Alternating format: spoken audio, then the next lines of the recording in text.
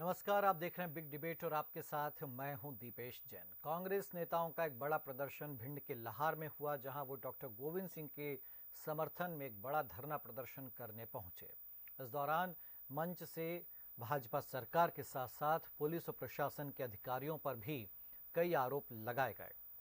मामला डॉक्टर गोविंद सिंह की कोठी की नपती और उस पर कार्रवाई की आशंका से जुड़ा हुआ है और ऐसे में डॉक्टर गोविंद सिंह के समर्थन में प्रदेश भाजपा के कई बड़े नेता सीधे लाहार पहुंचे।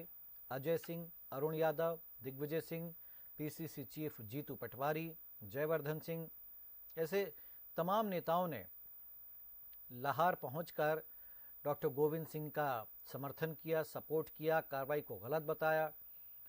तो कांग्रेस के इन तमाम नेताओं ने भाजपा की सरकार पर आरोप लगाए। ये देखिए तस्वीरें, मंच पर ये तमाम दिग्गज बैठे थे, राजा पटेरिया, पीसी शर्मा, फूल सिंह बरैया। इन नेताओं ने मंच से कई बड़ी बातें कहीं और ये कहा कि कांग्रेस कार्यकर्ताओं पर अत्याचार हो रहे हैं। इसके पहले जीतू पटवारी पर लाठीचार्ज के मामले में भी कई कांग्रेसी नेता जो हैं पुलिस अधिकारियों से मिलने पहुंचे थे। कह सकते हैं कि कांग्रेस अब पार्टी के नीतिगत मुद्दों या सरकार के खिलाफ मुद्दों को न लेकर बल्कि डॉक्टर गोविंद सिंह के समर्थन में जो इकट्ठा हुए हैं, ये कांग्रेस की एकता का प्रदर्शन है या फिर इसके मायने कुछ और हैं। इसी को हम समझने की कोशिश करेंगे, लेकिन पहले आपको सुनवाते हैं। डॉक्टर गोविंद सिंह किस अंदाज में मंच पर भावुक हो गए, वो तस्वीरें दिखाते हैं। जिन साथियों ने हमारे ऊपर हमारा साथ दिया, कांग्रेस पार्टी के राज साहब, आप लोग अपने नेता, सभी नेताओं से हमारी प्रार्थना हाथ जोड़ के आप कृपया कर हमारी मदद भली लेकर है। लेकिन जिन लोगों ने खून पर से लगाया उन लोगों को जेल में डाला गया।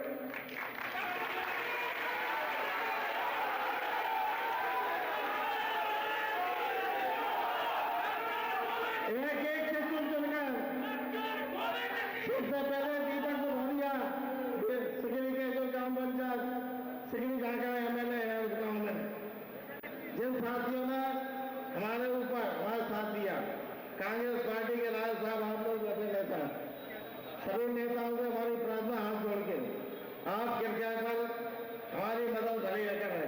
लेकिन जिन लोगों ने खून पर से लगाया उन लोगों को जेल में डाला गया।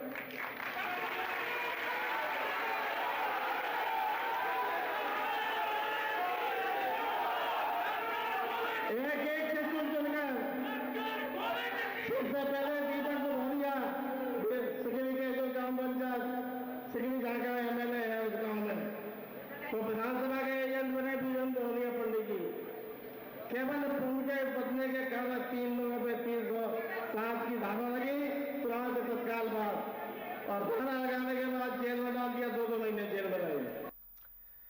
चलिए, तो कांग्रेस से जुड़े इस मुद्दे पर चर्चा के लिए हमारे साथ कुछ खास मेहमान परिचय उनका करवाते हैं। अंबिका शर्मा जी हमारे साथ में, कांग्रेस की ओर से वरिष्ठ प्रवक्ता। अंबिका जी स्वागत है।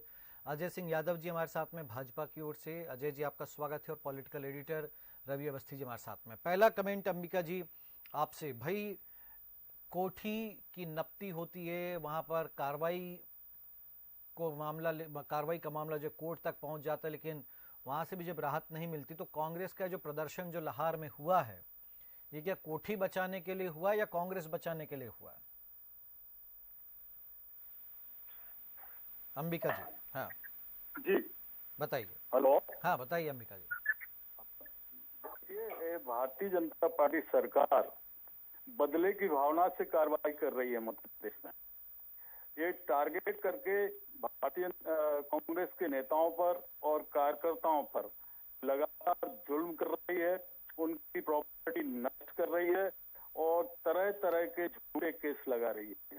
ये तानाशाही सरकार, डेमोक्रेसी में विपक्ष का भी एक महत्व होता है।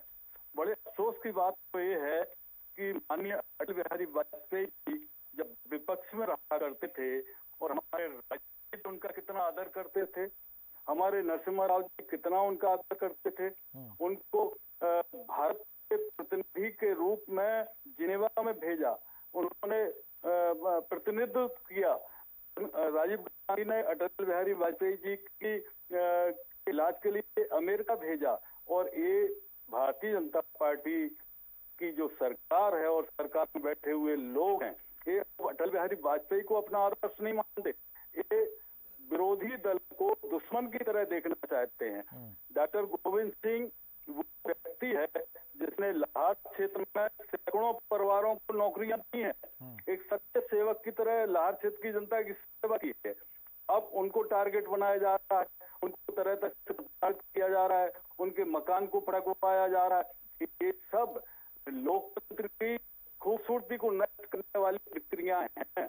हमारा देश क्या चीन की तर्ज पर जाएगा, क्या रूस की तर्ज पर जाएगा कि इतने स्वेच्छाचारी ये लोग हो जाएंगे? हमें डेमोक्रेसी का के लिए खतरा दिखाई दे रहा है।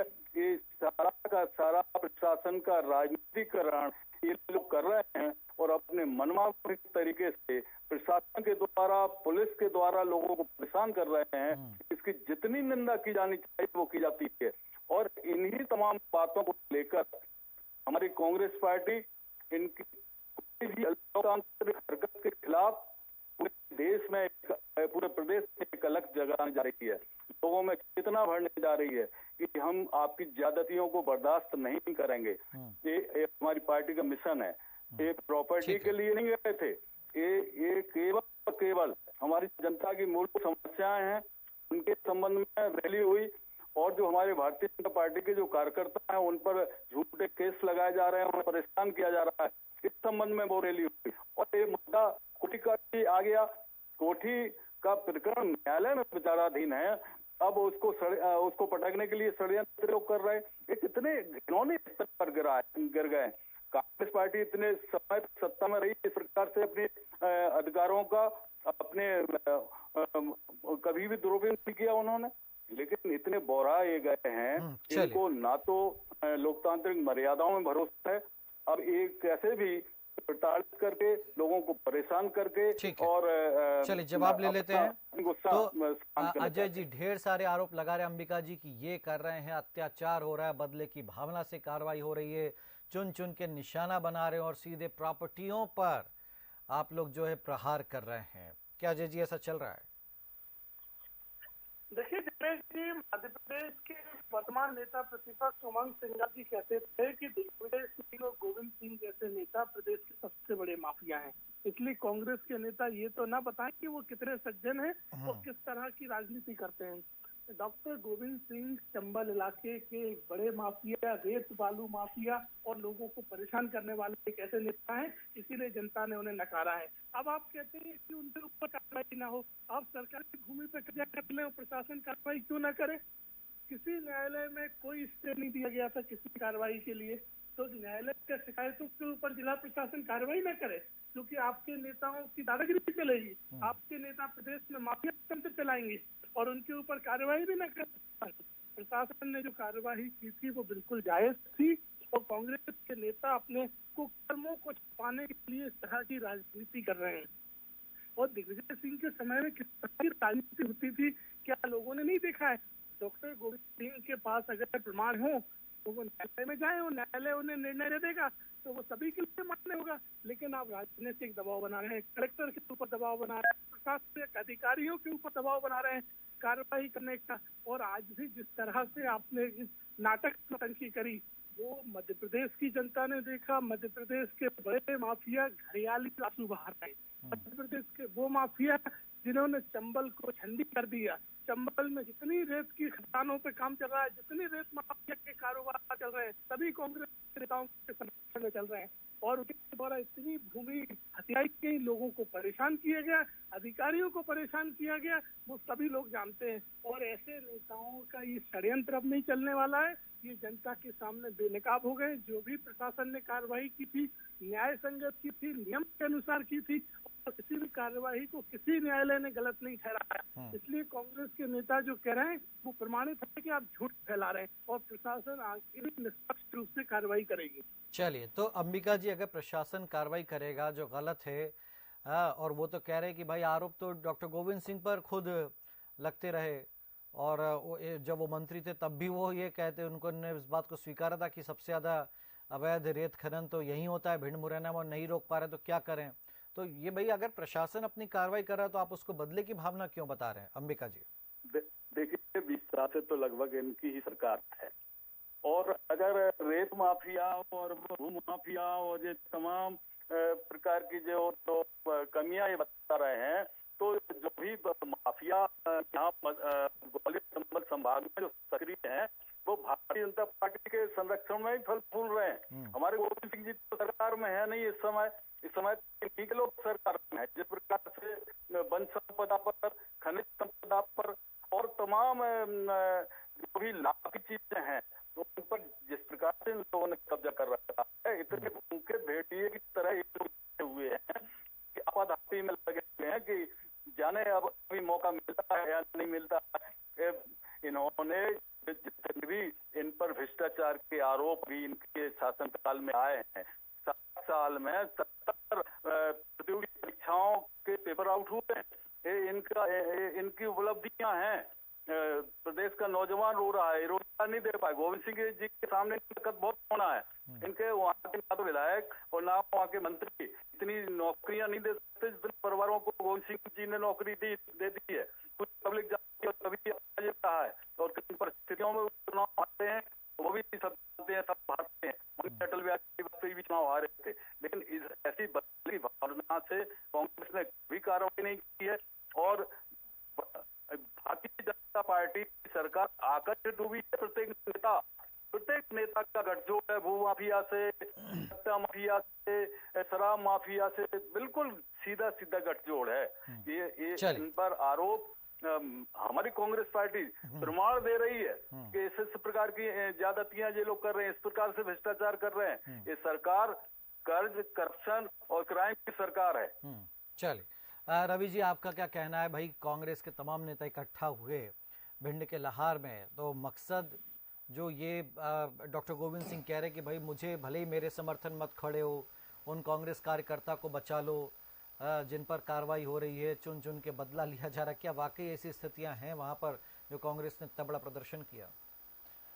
देखिए दीपेश, अगर ऐसा कुछ होता तो फिर तो प्रदेश भर के कांग्रेस नेता खड़े हो गए होते कि भाई हमारे साथ ऐसा हो रहा। हमारे केवल डॉक्टर गोविंद सिंह ही क्यों, सवाल ये भी पैदा होता है ना कि जिस तरीके से भिंड में हालात हैं कि वहाँ पर रेत माफिया जिस तरीके से सक्रिय है। आप देखिए कि डॉक्टर गोविंद सिंह जब कांग्रेस की सरकार थी वो खुद ही कहते थे कि भाई मैं तो असहाय हूँ, मैं नहीं रोक पा रहा हूँ, उन्होंने खुद ही माफ़ी मांगी थी। तो इस तरह के हालात हैं। अब सवाल ये है कि भाई आप अब जो जिन कार्यकर्ताओं की वो बात कर रहे हैं, तो जाहिर बात है कि कोई ऐसा तो है नहीं कि कोई पुलिस ज़बरदस्ती किसी को घर से उठा के ले जा रही है और इतना अत्याचार जैसी बात है।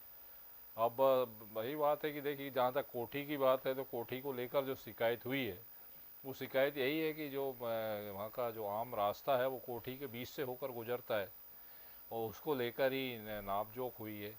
आप देखिए कि जितनी बार भी स्टेटमेंट आए गोविंद सिंह के, उन्होंने कभी ये नहीं कहा कि कोठी पे अतिक्रमण, उन्होंने कहा मैंने 1 इंच ज़मीन पे अतिक्रमण नहीं करा है। अब सवाल ये कि लेकिन कोठी को लेकर नहीं कहा कि भाई इसमें रास्ता है कि नहीं है। तो कहीं ना कहीं बात ऐसा नहीं है। देखिए कांग्रेस में कोई, वैसे भी डॉक्टर गोविंद सिंह 8 बार के विधायक रहे हैं, एक लंबा राजनीतिक जीवन रहा है उनका, और स्वाभाविक तौर पर मतलब ऐसे कोई नए नवेले नेता तो है नहीं जो ना तो उनकी प्रशासन में पकड़ ना हो, ना वो तमाम जो 70 उड़ दल है उनके नेताओं से भी उनके अच्छे संबंध रहे। आए दिन देखिए वो डॉक्टर नरोत्तम मिश्रा के यहाँ जब भी भोपाल आते हैं बराबर मिलते जुलते हैं। तो ऐसा नहीं है, मतलब मुझे नहीं लगता कि इतनी ज़्यादा कुछ ऐसी स्थितियां हैं। और जाहिर बात है अगर कोई कार्रवाई हुई है तो बिना किसी आधार के तो नहीं हुई होगी ना, जिनके खिलाफ भी हुई है। अब सवाल यही है कि चूंकि अब हाथ में सत्ता नहीं है और लंबे समय से बाहर हैं और अब चुनाव भी हार गए हैं और फिर कोठी भी कहीं ना कहीं दिक्कत में पड़ी हुई है, तो स्वाभाविक तौर पर अब ऐसे में उनका जो मिलाप सामने आया है, तो अब ईश्वर जाने वास्तविकता क्या है। लेकिन मुझे नहीं लगता कि ऐसा कोई इतने बुरे हालात तो नहीं होंगे कि नहीं, जितना जो पीड़ा वो जता रहे हैं कि सब कांग्रेस कार्यकर्ताओं को परेशान किया जा रहा है। अगर केवल वही बात है ना फिर एक बार की भाई फिर मालवा के कार्यकर्ताओं को क्यों नहीं प्रताड़ित कर रहे हैं आप, महाकौशल के वालों को क्यों नहीं कर रहे, बिंद वालों को क्यों नहीं कर रहे, क्यों केवल भिंड और लाहौर, भिंड और मुरैना जैसे अंचलों में जहाँ पे माफिया, देखिए ये तो सर्वविदित है, चाहे वो बीजेपी का शासनकाल रहा हो या कांग्रेस का शासनकाल रहा हो, किस तरीके से नकल माफिया हो, चाहे भू माफिया हो या रेत माफिया हो, सर्वाधिक घटनाएं होती हैं। यानी एक आईपीएस तक का वो हत्या वहाँ पर हो चुकी है। तो इससे आप आए दिन वहाँ वन कर्मियों के साथ अभी कुछ दिन पहले एक वारदात हुई जिसमें एक तरफा कार्रवाई, अब वो तो वन विभाग के प्रमुख अपने मंत्रालय के सचिव मतलब गृह विभाग को चिट्ठी लिख रहे हैं कि ये पुलिस की एक तरफा कार्रवाई वन कर्मियों का मनोबल तोड़ने वाली है। तो अब ऐसी स्थिति में जब पुलिस इतना संरक्षण दे रही है, अगर उनके मुताबिक माना जाए, जो वन विभाग के बल प्रमुख है असीम श्रीवास्तव, उन्होंने चिट्ठी लिखी है मंत्रालय को, तो फिर ऐसा तो नहीं लगता कि मुझे कि कांग्रेस कार्यकर्ताओं पे एक तरफा कुछ इस तरह का हो रहा हो। तो हो सकता है कि कुछ कार्यकर्ताओं के खिलाफ कार्रवाई हुई हो, लेकिन जाहिर बात है कि बिना किसी ठोस सबूत के तो ऐसे नहीं है कि इतना अत्याचार तो अभी मध्य प्रदेश में कहीं मुझे नहीं लगता कि ऐसी अराजकता जैसी कोई हालात है जी। जो इस तरह की स्थितियां निर्मित है। क्योंकि ठीक है अब वहाँ पर बीजापुर में चुनाव है, श्योपुर जिला नज़दीक है, पड़ता है भिंड से, डॉक्टर गोविंद सिंह वहाँ पे सह प्रभारी बनाए गए हैं। हालांकि अभी प्रभारी एक बदलाव किया गया कि बुधनी वाले को हटा के अब वहाँ पर जयवर्धन सिंह को वहाँ का प्रभारी बना दिया गया है।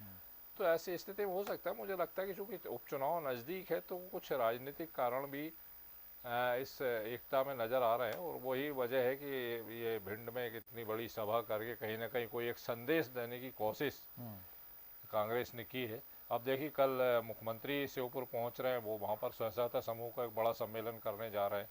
तो इस समय जाहिर बात है कि जो चंबल अंचल है वो कहीं ना कहीं सियासत का गढ़ तो बना हुआ, और मुझे लगता है कि ये कहीं ना कहीं पूरा एक सियासी ठीक है। परिदृश्य लग रहा है कि जो इस तरह की स्थिति। तो अंबिका जी, दो सवाल, एक तो ये कि भाई क्या सिर्फ डॉक्टर गोविंद सिंह ही परेशान हो रहे हैं पूरे प्रदेश में, भाजपा अकेले उनको ही क्यों टारगेट कर रही है, एक बात।